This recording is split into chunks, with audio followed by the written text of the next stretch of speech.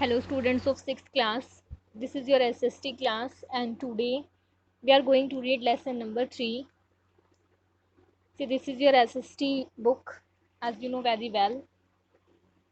Now this is your lesson number 3, the first cities, यानी कि जो सबसे पहले cities थी उनके बारे में हम पढ़ेंगे इस lesson में. Let's start. The Indus valley civilization और द हड़प्पा कल्चर, यानी कि जो इंडस वैली सिविलाइजेशन है उसके बारे में और हड़प्पा कल्चर के बारे में हम शुरू करते हैं पढ़ना. In the Indian subcontinent the first cities come into being in the valley of river Indus. They were Harappa and Mohenjodaro. Both the cities are now in Pakistan. In 1921, an Indian archaeologist Dayaram Sahani discovered the ruins of the city of Harappa. It was situated on the bank of river Ravi in West Punjab. In 1922, the ruins of Mohenjo-daro were discovered in the Larkana district of Sindh by R.D. Banerjee. यानी कि क्या बताया गया इस paragraph में, भारत में जो उपमहाद्वीप है उसमें पहले नगर सिंधु नदी की घाटी में अस्तित्व में आए थे. ठीक है, वे हड़प्पा और मोहनजोदारो थे. दोनों शहर अब पाकिस्तान में हैं. 1921 में एक भारतीय इतिहासकार जो कि दयाराम साहनी हैं, उन्होंने हड़प्पा शहर के खंडरों की खोज की थी. यह वेस्ट पंजाब की रावी नदी के किनारे पर स्थापित था और 1922 में R.D. बैनर्जी द्वारा सिंध के लरकाना डिस्ट्रिक्ट में मोहनजोदारो के खंडर खोजे गए थे. और इसी प्रकार जो हड़प्पा और मोहनजोदारो शहर थे दोनों इंडस वैली से संबंधित हैं. यही सिविलाइजेशन जो है वो इंडस वैली सिविलाइजेशन के नाम से जाने गए. हड़प्पा के शहर पहले खोजे गए थे, इसीलिए जो इंडस वैली सिविलाइजेशन है उसको हड़प्पा सिविलाइजेशन भी कहते हैं. ओके, आगे sources of Harappa culture. Sources यानी कि स्रोत हड़प्पा कल्चर के बारे में जिसमें हमें पता चलता है. The chief sources of the Harappa culture, जो उसके आर्कोलॉजिस्ट एविडेंस थे वो एक महत्वपूर्ण सोर्सेज थे जिसमें क्या क्या इंक्लूड होता है. एक तो एंशियंट यानी कि प्राचीन जो सिटीज़ है, बिल्डिंग है, पोट्री है, वो सारे खंडर्स जो होते हैं जैसे toys, weights, measures, ornaments, tools and weapons, ये सारे इन सब से हमें हड़प्पा कल्चर के बारे में पता चलता है. आगे कुछ इंपॉर्टेंट साइट्स हमें दे रखी है जैसे कि सरकोटडा गुजरात, लोथल गुजरात, गुल्फ ऑफ कम्बे. तो इसी प्रकार से सारी साइट्स जो हैं आप इनको रीड करेंगे अच्छे से. Okay, now see page number 23. Here is the topic is town planning. Town planning के बारे में यानी कि शहर की प्लानिंग किस प्रकार की गई थी. तो first of all we read about roads. Roads के बारे में हम पढ़ेंगे. जो रोड्स थे, the people of the Indus valley were excellent in town planning में, वो बहुत ज़्यादा एक्सीलेंट थे. The street and lanes of the towns were laid out according to a set plan, यानी कि जो नगरों की जो गलियां थी और शहर वगैरह थे वो एक निश्चित योजना के अनुसार बिछाई गई थी. ठीक है, दीज वर जो कि स्ट्रेट होती थी और एक दूसरे को राइट एंगल पे कट करती थी. और जो रोड होते थे वो बहुत चौड़े होते थे और वहाँ पे लैंप पोस्ट किए गए थे रेगुलर डिस्टेंस पे. ठीक है, the street were paved with fire burnt bricks. और जो सड़कें होती थी वो जली हुई ईंटों से ढक दिया गया था उनको रोशनी के लिए. ओके, आगे आता है हमारा ड्रेनेज सिस्टम, यानी कि जल निकासी व्यवस्था, यानी कि जल को बाहर कैसे निकालते हैं. जो वेस्ट जल होता है हमारे घरों में जो हम यूज़ करते हैं, जैसे there existence and excellent and well planned drain system, यानी कि वहाँ पे क्या था, एक उत्कृष्ट और अच्छी तरह से योजनाबद्ध जल निकासी प्रणाली थी जो प्रूव करती थी कि जो पीपल है इंडस वैली के वो पेव्ड ग्रेट अटेंशन सैनिटेशन पे और क्लीनलीनेस पे बहुत ज़्यादा ध्यान रखते थे, यानी कि सफाई की व्यवस्था रखते थे और क्लीनलीनेस सफाई बहुत ज़्यादा होती थी. जो ड्रेन्स थे, जो घर, the drains in houses were connected to the street drains, यानी कि जो घर की नालियाँ थी वो गली की नालियों से मिली हुई थी और जो स्मॉलर ड्रेन्स थी वो आगे चलकर बिगर वंस एक बड़ी नाली में तब्दील हो जाती थी. और जो स्ट्रीट की ड्रेन थी run along the street in straight line, यानी कि वो सीधी लाइन में बहती थी. वर यूजुअली कवर, जो कि कवर की गई थी. हर एक जो ड्रेन थी हैड अ जेंटल स्लोप था, यानी कि हल्का सा ढलान था उसमें, ताकि जो पानी है वो फ्लो हो सके, बह सके नीचे की तरफ आसानी से. दे हैड इंस्पेक्शन होल, यानी कि हर एक में एक होल होता था इंस्पेक्शन के लिए, regular interval to clean them, यानी कि उनको रेगुलर सफाई भी की जा सके उसमें, ठीक है। Next is the cities, cities के बारे में हम पढ़ेंगे अब। बिल्डिंग्स आता है सबसे पहले, तो बिल्डिंग्स के बारे में पढ़ेंगे। The people of the Indus valley had built तीन कैटेगरीज में उन्होंने बिल्डिंग को बना रखा था, जो कि बहुत लार्ज बिल्डिंग थी। सेकंड होता है पब्लिक बाथ, और तीसरा बता रखा है पीपल्स ड्वेलिंग हाउसेज, ड्वेलिंग यानी कि जहाँ पे वो निवास करते रहते हैं, ठीक है। जो सिटीज़ थी मोहनजोदारो की और हड़प्पा की, वो डिवाइडेड की गई थी टू पार्ट्स में। पार्ट वन जो सबसे पहला पार्ट था वो सिटी का था, वो built on the raised ground called the Citadel, जो कि रेस्ड ग्राउंड पे यानी कि ऊंचे उभरी उभरी हुई जगह पे बनाया गया था, जिसको सिटाडेल भी बोलते हैं। और जो पार्ट टू था वो बनाया गया था लोअर लेवल पे, यानी कि नीचे लेवल पे। जो सिटाडेल है वो एक लार्ज पब्लिक बिल्डिंग होती है, और दीज इंक्लूडेड, उसमें क्या क्या इंक्लूड होता है, जैसे ग्रेनरीज हो गई, वर्कशॉप हो गई, असेंबली हॉल हो गई, ठीक है, एंड द फैक्ट्रीज वगैरह, ये सब सिटाडेल में इंक्लूड होते थे। नेक्स्ट हमारा आता है स्टोर हाउसेज और the great granaries. Store houses यानी कि जिसमें हम किसी भी चीज़ को स्टोर कर सकते हैं। मोहनजोदारो, हड़प्पा और जो लोथल थी हैड एल्बोरेट स्टोर हाउसेज, एल्बोरेट यानी कि विस्तृत, बहुत बड़े बड़े स्टोर हाउस होते थे। जो लार्जेस्ट बिल्डिंग थी वो फाउंड करी गई थी मोहनजोदारो में, किसके लिए, ग्रेनरी के लिए, विच इज़, जो कि 45.71 मीटर्स लंबी थी, 15.23 मीटर चौड़ी थी। और हड़प्पा में there was as many as six granaries थी हड़प्पा में।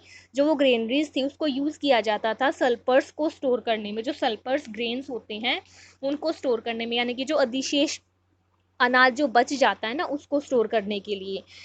ग्रेनरीज के पास में एक सर्कुलर ब्रिक प्लेटफॉर्म बना हुआ था, जो पाया गया है, जो कि used for the threshing grains, यानी कि ग्रेन्स को थ्रैश करने में यूज़ होता था।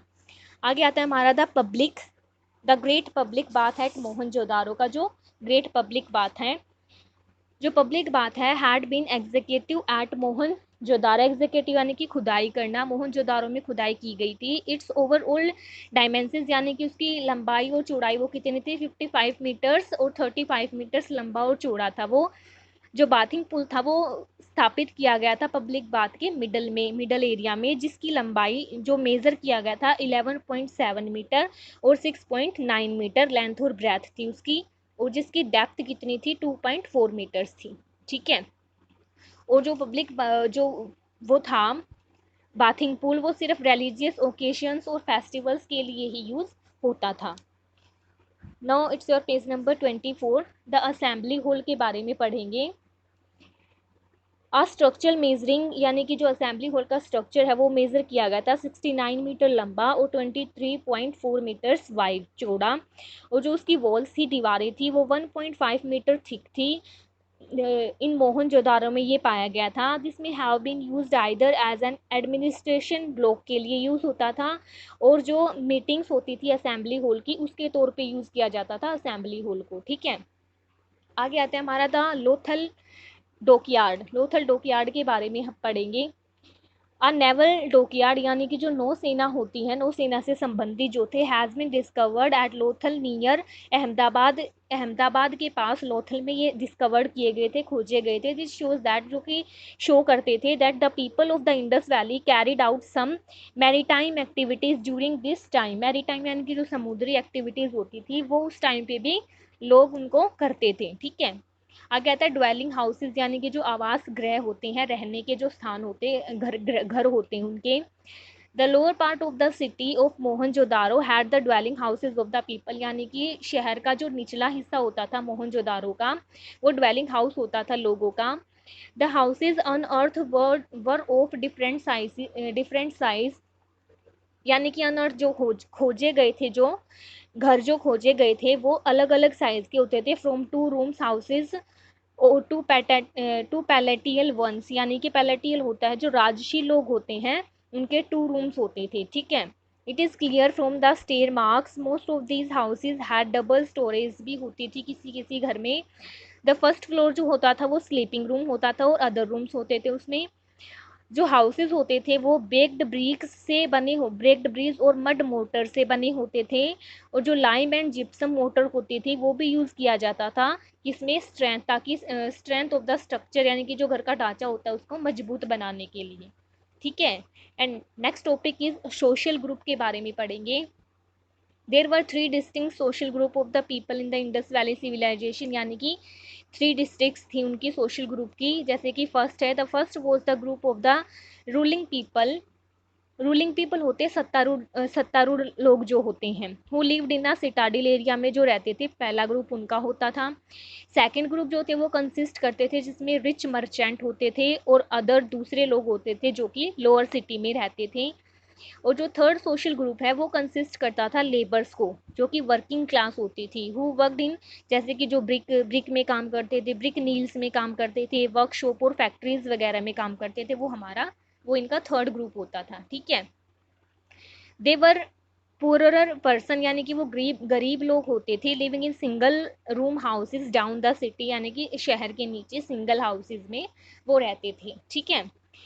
Next is craft of image making and sculptures के बारे में पढ़ेंगे, यानी कि छवि बनाने और मूर्ति कला की जो शिल्प थी उसके बारे में हम पढ़ेंगे।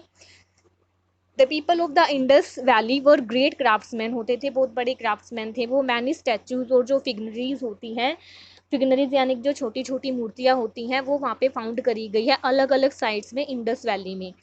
जो स्टैचूज और फिगनरीज होती थी वो दोनों की होती थी, एनिमल्स की भी और मैन की भी, और जो क्लियरली प्रूव करती है कि जो वो लोग थे वो had made great progress in the art of making sculptures, जो स्कल्पचर्स की आर्ट बनाने में वो बहुत ज़्यादा प्रोग्रेस उन्होंने किया था।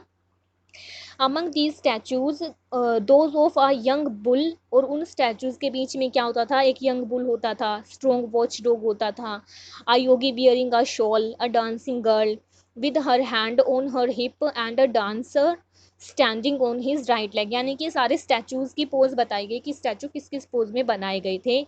While raising his left hand in front are worth nothing. ठीक है। नेक्स्ट आता है हमारा पोट्री। पोट्री के बारे में पढ़ेंगे हम। पोट्री क्या होती है, जो मिट्टी के जो बर्तन होते हैं उसके बारे में। तो जो हड़प्पा क्राफ्ट्स पर्सन थे वर स्किल्ड पोटर्स, यानी कि जो स्किल्ड यानी कि बिल्कुल स्किल किए गए पोटर्स थे, वो कुम्हार थे। जो आर्कोलॉजिस्ट थे, इतिहासकार थे, उन्होंने पाया, क्या पाया, ब्यूटीफुल रेडिश ग्लेज्ड जो पोट्री थी with different designs from several, यानी कि हड़प्पा के अलग अलग शहरों से सुंदर सुंदर रेडिश ग्लेज्ड पोट्री इतिहासकारों ने इतिहासकारों ने पाई वहाँ से। They made pottery of various shapes में, अलग अलग शेप और साइज में बनाई गई थी, किसके ऊपर, पोटर्स व्हील के ऊपर। कॉपर, ब्रोंज, गोल्ड और silver were also use to make vessels, यानी कि बर्तन बनाने में इन धातुओं का भी यूज होता था। Next is art of carving. Art of carving के बारे में हम पढ़ेंगे। कार्विंग्स क्या होती हैं, जो तराश कर चीज़ें बनाई जाती हैं। ठीक है। तो जो इंडस वैली के लोग होते थे वो गुड क्राफ्ट्स पर्सन मैन थे। They made carvings of various animals on seals, यानी कि उन्होंने सील पे जो मुद्रा होती थी उन पे अलग अलग प्रकार की क्या बनाई थी, एनिमल्स की कार्विंग की थी। ठीक है। जो कि प्रशंसा के लायक थी, इतनी अच्छी बनी हुई थी। देयर कार्विंग ऑफ, कौन कौन सी कार्विंग थी उनकी, बफेलो की, द बाइसन्स की, राइनोसोर्स की, टाइगर की, डियर की, excellent and they look realistic, यानी कि वो बिल्कुल रियल दिखाई देती थी, ऐसे उनको कार्व किया गया था। They made this figure in ivory, किस किस पे बनाते थे वो उनको, इवोरी पे, शॉप स्टोन्स पे, लेथर पे, metal and would with great artistic skills थी जो। ठीक है। नेक्स्ट है हमारा पेंटिंग। पेंटिंग के बारे में पढ़ेंगे। The Indus Valley people drew different kinds of designs and figures on earthenware and utensils, यानी कि जो इंडस वैली के लोग थे उन्होंने ड्रू किए थे अलग अलग प्रकार के डिज़ाइंस और फिगर जो अर्थनवेयर्स पे, यूटेंसिल्स पे। ठीक है। वो जानते थे art of drawing and painting of both man and animals, जानवरों की और आदमियों की दोनों प्रकार की आर्ट ड्राइंग बनाना उनको आता था, और अदर ऑब्जेक्ट ऑफ नेचर यानी कि प्रकृति की अलग चीज़ों को भी वो ड्रॉ कर देते थे। They also Drew dots, vertical and horizontal lines, geometrical designs वगैरह भी वो बना लेते थे। Okay. That's all for today, and the remaining chapter we will be continuing in next class। और तब तक आप जितना मैंने पढ़ा दिया चैप्टर उसको अच्छे से रीड करेंगे। ओके।